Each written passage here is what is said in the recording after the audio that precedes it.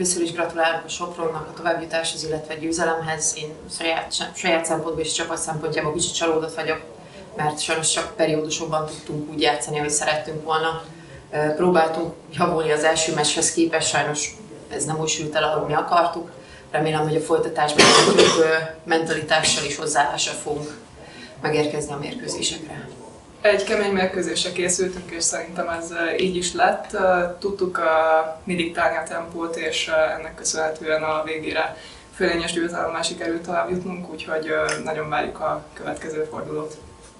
Hát ideig óráig kultúrált mérkőzést játszottunk, aztán megint a végén kiengedünk, és elengedjük ezt az egész történetet, és ahelyett, hogy lenne egy 10-15 pontos mérkőzés belőle, elmegy az egész 30-ra, és ez hozzáállásbeli és mentális problémáknak a tömkelege, mert egyszerűen jóformán tényleg elengedjük a mérkőzést, hogy belemenjen ebbe a mederbe, ahelyett hogy tényleg sokkal jobban megharcolnánk, és nem érezzük a kettő között a különbséget. Tehát nem érezzük, hogy mi a különbség amikor nehezen adjuk a bőrünket, és amikor túl könnyen.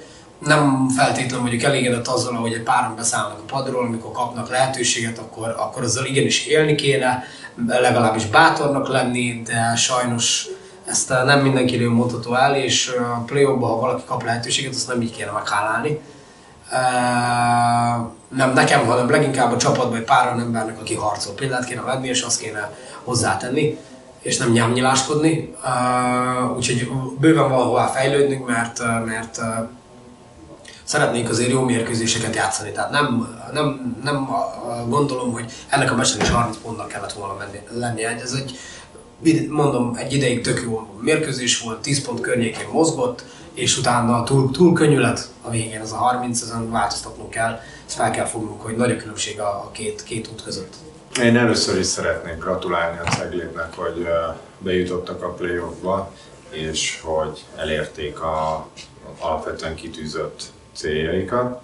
A mérkőzés pedig nagyon sokszor kellett adaptálódni a Cegléd védekezéséhez, és ebben akadtak azért nehézségeink. Összességében én azt gondolom, hogy Zsuzsi is említette, hogy jó kontroll alatt tartottuk a meccset, és megérdemelt a továbbjutás. Innentől kezdve most az elődöntőre fogunk koncentrálni, és abból próbáljuk kihozni a legjobbat.